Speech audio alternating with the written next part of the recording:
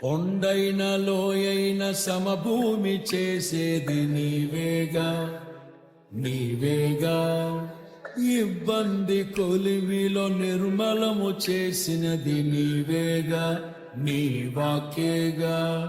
శ్రమలే నన్ను వేధిల్చినను కలతలే బాధిల్చిన కృపయే క్షణమైన విడువక మహిమకే చేర్పించునని నిరీక్షించి కీర్తిల్తును. ఎలోహిం నీవే, ఎల్ షద్దాయ్ దేవుడవు, ఎబినేజరువు నీవే, స్తుతి ఘనత మహిమ నీకే. మహాఘనుడా యెహోవా, మనోహరుడా యేసయ్యా,